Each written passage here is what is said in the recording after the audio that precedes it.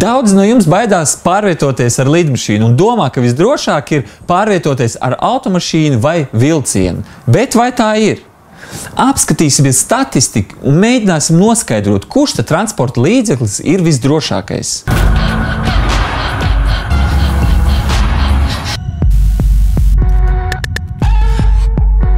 Pēc sociālo tīklu aptaujas par visdrošāko transporta veidu cilvēku uzskata vilcienu, otrajā vietā uzskata automašīnu un pašā pēdējā vietā uzskata līdmašīnu.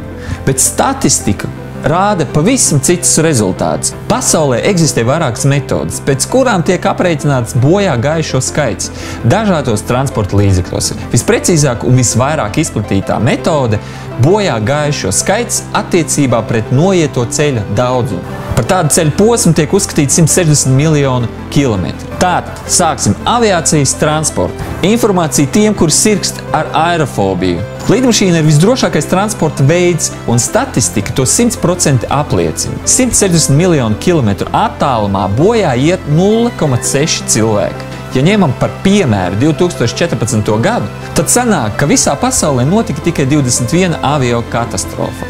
10 no tām kravas lidmašīnām, 11 pasažieru lidmašīnām. Kopējais bojā gājušo skaits ir 990 cilvēki. Gada laikā tiek veikti aptuveni 33 miljoni avioreisu. Vidēji uz 1 miljonu lidojumu gadās viena avio katastrofa. Jāņem vērā arī tas fakts, ka avārijas bieži vien gadās mazām privātajām lidmašīnām. Tāpēc reāli iet bojā parastajā pasažieru lidmašīnas reisā nav gandrīz nekāda izredža, jo attiecības ir 1:8 miljoniem. Pat ja jūs lidosiet katru dienu, lai nokļūtu tādā traģiskā reisā, jums vajadzēs lidot vismaz 21 gadsimtu. Tātad dzelzceļa transporta statistika. Statistika liecina, ka tas ir visdrošākais virszemes transporta veids. Katastrofa rezultātā bojā gājušo skaits ir 0,9 pasažieru uz 160 miljoniem kilometru. Skan diezgan nereāli, ja ņem vērā to, ar kādu milzīgu ātrumu pārvietojās mūsdienu vilcieni. Bet ar statistiku un cipariem strīdēties ir grūti. Kaut gan šos statistikas datus bojā tādas valsts, piemēram, kā Indija, jo tur drošības jēdziens tiek saprasts pavisam citādāk nekā citās valstīs. Automašīnu transporta statistika. Šeit statistikas dati liecina, ka bojā gājušo skaits uz 160 miljonu kilometriem ir 1,6 cilvēki. Balstoties uz šiem datiem, varam droši apgalvot, ka automašīnu transports ir visnedrošākais transports pasaulē. Katru gadu uz ceļiem mirst aptuveni 1,2 miljonu cilvēku, kas ir tūkstošiem reižu vairāk nekā lidmašīnas avio katastrofās. Ar nožēlu jāatzīst, ka braucot pa ceļiem uz lidostu, jums ir daudz vairāk izredži iet bojā nekā lidojot ar lidmašīnu. Vēl jāpiebilst, ka šie fakti attiecas tikai uz automašīnām. Motociklu un mopēda avārijas ir aprēķināts atsevišķi un sastāda 42 bojā gājušie cilvēki uz 160 miljoniem kilometru. Risks palielinās arī tad, ja jūs braucat pa bīstamiem ceļiem. Kādas tad ir visdrošākās avio kompānijas pasaulē? Austrālijas avio kompānija Qantas veic savus lidojumus jau kopš 1921. gada. Jūs varat iedomāties, cik tas sen bija. Šai kompānijai ir bijuši tikai 8 letāli negadījumi līdz 1951. gadam, un 4 no tiem notikuši Otrajā pasaules karā, kur viena no lidmašīnām pat tika notriekta. Un kopš 1951. gada nav bijuši nekādi negadījumi. Nākamā mums ir havajiešu avio kompānija Hawaiian Airlines. Veic savus lidojumus kopš 1929. gada, un viņu vēsturē nav nevienas avārijas un nāves negadījumu. Tad nākamā avio kompānija EasyJet lido jau kopš 1995. gada, un viņu vēsturē arī nav nekādu negadījumu. Ryanair veic savus lidojumus kopš 1985. gada. Viņiem ir tikai viens negadījums, kurš notika 2008. gadā, kad lidmašīnas pilotiem vajadzēja veikt avārijas nosēšanos Romā, pēc tam, kad lidmašīnas deguna daļā, spārnos un dzinējā ietriecās vairāki putni.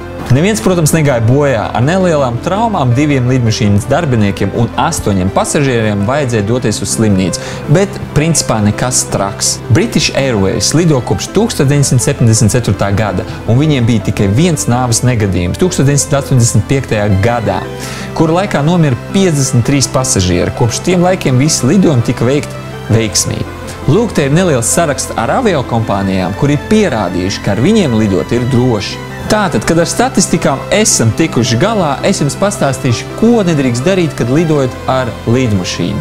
Nekādā gadījumā nestaigājiet pa salonu ar basām kājām, jo stjorti ir redzējuši visu, sākot no vemšanas līdz asinīm, izlījuši pārtiku uz paklāja. Vienvārds sakot, paklājā ir tik daudz baktēriju. Starp citu, visnetīrākā vieta līdmašīnā ir tas plauktiņš, kas atrodas jums sēdekļu priekšā, vai pareizāk sēdekļu aizmugurē. Ja jūs sēžat, tad jums sēdekļu priekšā.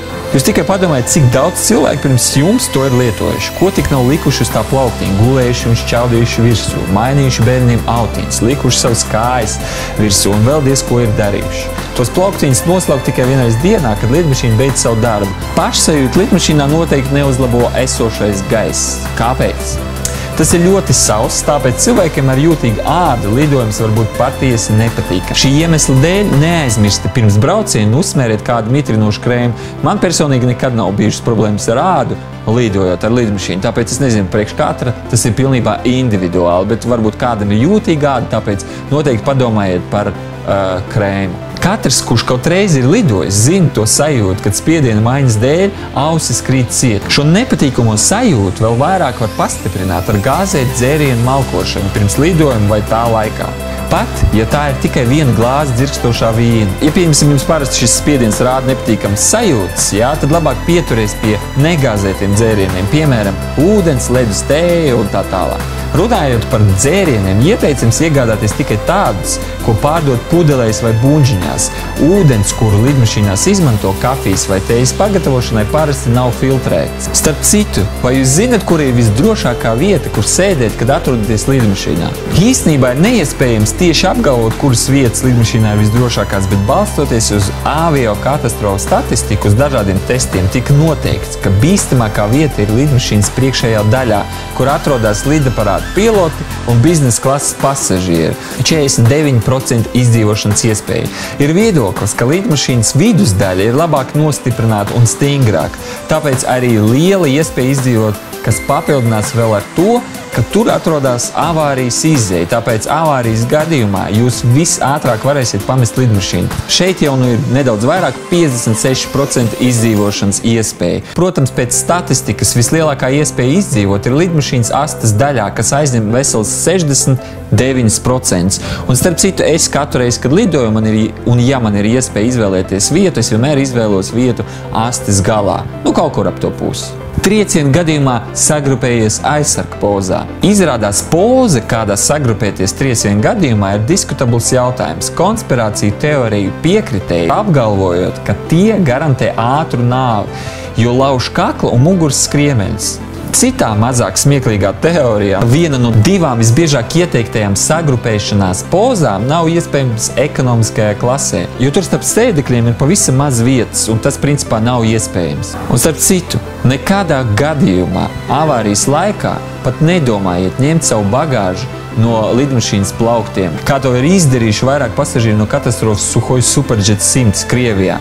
Tas var aizkavēt pasažieru evakuācijas laiku, un kā rezultātā cilvēki var zaudēt dzīvību. Lūk, mēs varam redzēt piemēru, kad pēc nosēšanas uzreiz sākās glābšanas operācija, kur pa evakuācijas uzpušamām trepēm nolaižās cilvēki, un pēkšņi 16. sekundē mēs varam redzēt pauzi.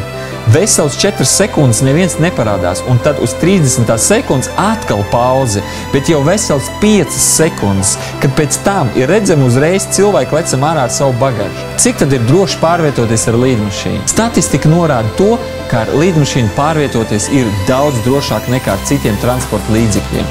Drošība ir atkarīga ne tikai no aviokompānijas reputācijas, bet arī atkarīga no tevis. No tā, cik tu labi esi gatavs avārijas situācijām un cik labi izpildi drošības noteikumus. Paldies, ka skatījāties, sargiet sevi un neaizmirstiet pierakstīties manam kanālam. Paldies un līdz nākamajam video. Čau!